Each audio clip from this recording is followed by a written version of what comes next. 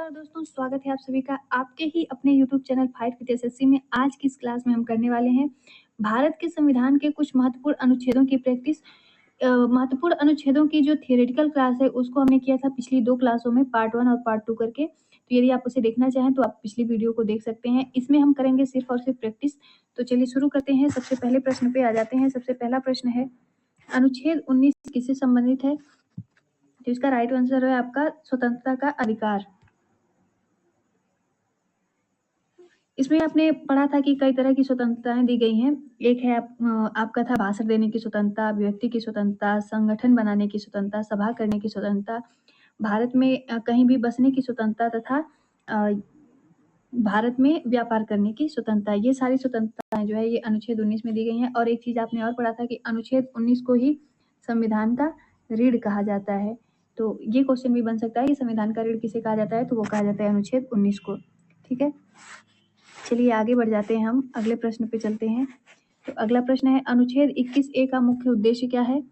तो इसका right answer हो जाता है प्राथमिक शिक्षा का अधिकार, यानी 6 से 14 वर्ष के बच्चों को निःशुल्क शिक्षा प्रदान करना। ये है आपके अनुच्छेद 21 के ए में लिखा गया है। आगे चलते हैं। अगला प्रश्न है, अनुच्छेद 1 में भारत को किस रूप में परिभाषित किया गया है? तो भारत को क्या कहा गया है? भारत को राज्यों का संघ कहा गया है। मैंने बताया था कि संघ का मतलब ये होता है कि इससे क्या है, इससे कोई भी राज्य जो है वो अपनी मर्जी से अलग नहीं हो सकता है। ठीक है, चलिए आगे चलते हैं हम अगले प्रश्न पे। अगला प्रश्न है, अनुच्छेद 25 किससे संबंधित है? तो आप जानते हैं कि अनुच्छेद 25 जो है उसमें धर्म की स्वतंत्रता है, यानी कि कोई भी व्यक्ति जो है, भारत का कोई भी नागरिक किसी भी धर्म को मानने के लिए स्वतंत्र है। ये कहा गया है अनुच्छेद 25 में। चलिए अगले प्रश्न पे चलते हैं। अगला प्रश्न है, अनुच्छेद 17 किस विषय पर लागू होता है?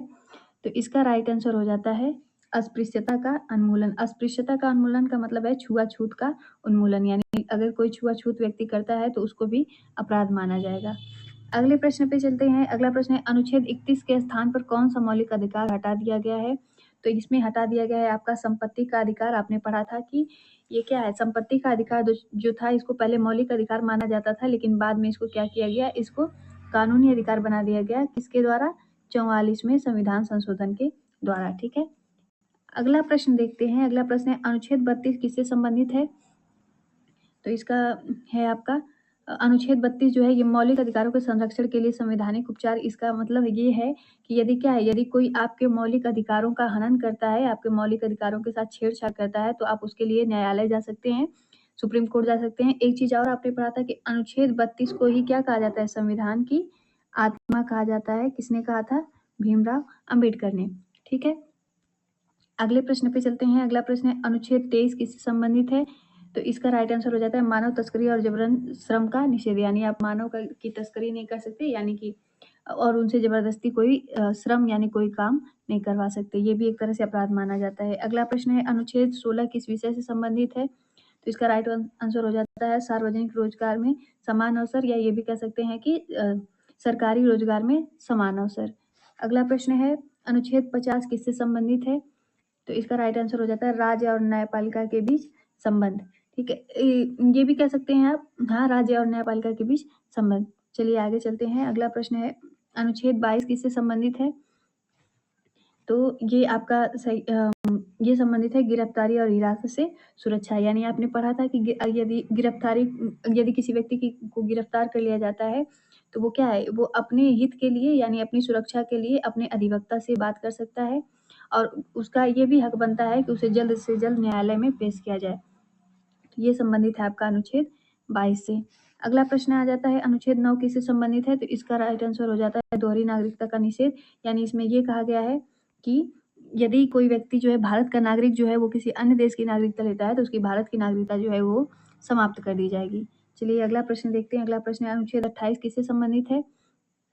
तो ये है धर्म शिक्षा का निषेध, यानी इसमें क्या है, किसी भी सरकारी संस्था में कोई विशेष धर्म की शिक्षा नहीं दी जा सकती है।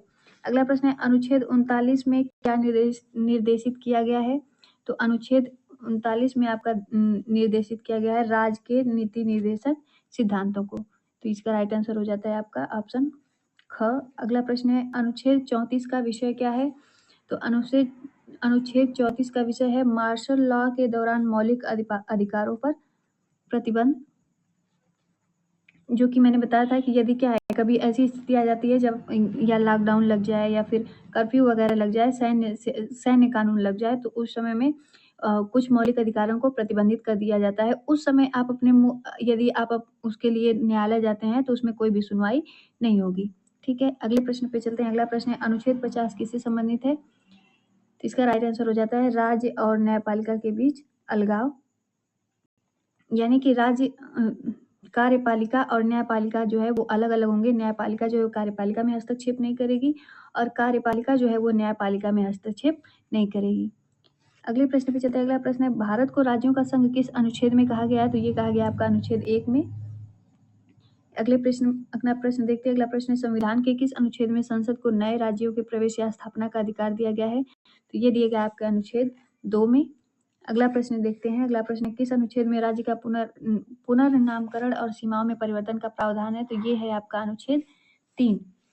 अगला प्रश्न है, संविधान का कौन सा अनुच्छेद दोहरी नागरिकता के निषेध से संबंधित है? तो ये आपने अभी ये वाला प्रश्न देखा था, तो ये इसका राइट आंसर हो जाता है अनुच्छेद 9। अगला प्रश्न है, संविधान के किस अनुच्छेद में संसद को नागरिकता के प्रावधानों को नियंत्रित करने की शक्ति दी गई है? तो ये दी गई है आपके अनुच्छेद 11 में। यानी अनुच्छेद 11 में ये कहा गया है कि नागरिकता से संबंधित कोई भी कानून जो है वो बनाने का अधिकार किसके पास है? तो वो है संसद के पास। अगले प्रश्न पे चलते हैं। अगला प्रश्न है, राज्य की परिभाषा किस अनुच्छेद में दी गई है? तो ये आपकी दी गई है अनुच्छेद 12 में, जिसमें मैंने बताया था कि संसद को, केंद्र सरकार को, राज्य सरकार को तथा अन्य जो सरकारी संस्था होते हैं, जैसे यूपीएससी हो गया, रेलवे हो गया, एसएससी हो गया, ये सारी चीजें, इन सबको राज्य का दर्जा दिया गया है। ठीक। अगला प्रश्न है, मूल अधिकारों का उल्लंघन करने वाले कानूनों की अमान्यता किस अनुच्छेद में वर्णित है? तो ये है आपके अनुच्छेद 13 में। अगला प्रश्न है, संविधान के किस अनुच्छेद में सभी के लिए समानता के अधिकार की गारंटी दी गई है? तो ये आपकी दी गई है अनुच्छेद 14 में। ठीक है। अगला प्रश्न है, किस अनुच्छेद में लिंग, धर्म, जाति आदि के आधार पर भेदभाव का निषेध किया गया है? तो ये है आपका, इसका राइट आंसर है अनुच्छेद 15।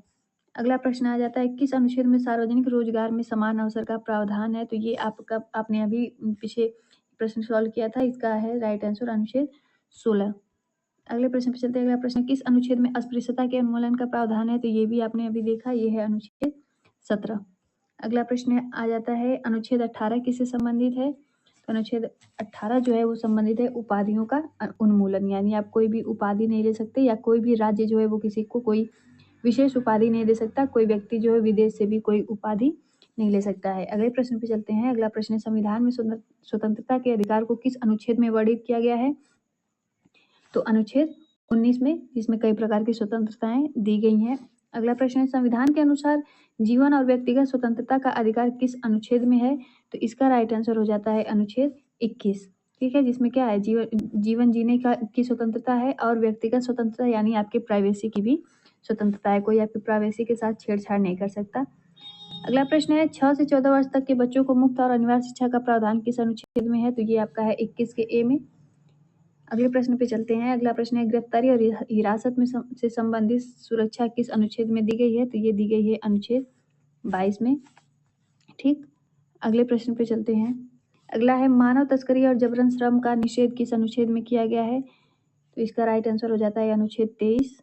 अगले प्रश्न पे चलते हैं। अगला प्रश्न है, संविधान के अनुसार 14 वर्ष से कम उम्र के बच्चों से कारखानों में काम कराने पर किस अनुच्छेद में रोक लगाई गई है? तो ये आपका, इसका राइट आंसर है अनुच्छेद 24 में। यदि आप 14 वर्ष से कम उम्र के बच्चों से काम करवाते हैं तो आप वो क्या माना जाएगा? उसको अपराध माना जाएगा। अगले प्रश्न पे चलते हैं। अगला प्रश्न है, धर्म की स्वतंत्रता किस अनुच्छेद में दी गई है? तो ये दी गई है अनुच्छेद 25 में। चलिए अगला प्रश्न देखते हैं। अगला प्रश्न है, धार्मिक संस्थाओं को अपने धार्मिक कार्यों के प्रबंधन की स्वतंत्रता किस अनुच्छेद में दी गई है? तो ये दी गई है अनुच्छेद 26 में। अगले प्रश्न पे चलते हैं। अगला प्रश्न है, किस अनुच्छेद में धार्मिक उद्देश्यों के लिए कर लगाने पर रोक है? इसका राइट आंसर हो जाता है अनुच्छेद 27। यानी धर्म से संबंधित जो भी धन इकट्ठा होगा उस पर क्या है, उस पर कोई भी कर नहीं लगाया जाएगा। अगला प्रश्न देखते हैं। अगला प्रश्न है, किस अनुच्छेद में राज्य के वित्त पोषित शिक्षण संस्थानों में धार्मिक शिक्षा देने पर रोक है? तो ये है आपका अनुच्छेद 28। चलिए अगला प्रश्न देखते हैं। अगला प्रश्न है, भाषाई और सांस्कृतिक अल्पसंख्यकों को संरक्षण देने वाला अनुच्छेद कौन सा है? तो इसका राइट आंसर हो जाता है अनुच्छेद 29।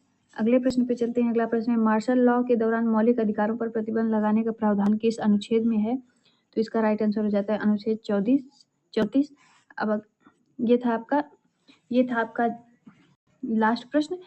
और ये जो थे, ये सभी आपके कुछ महत्वपूर्ण अनुच्छेदों से संबंधित थे। ये आपकी जो थी पहली क्लास थी और इसी प्रैक्टिस को आगे कंटिन्यू करते हुए हम नेक्स्ट क्लास करेंगे, जिसमें जो बचे हुए अनुच्छेद हैं हम उनको कवर करेंगे। आशा करती हूँ आप लोग को वीडियो पसंद आई होगी।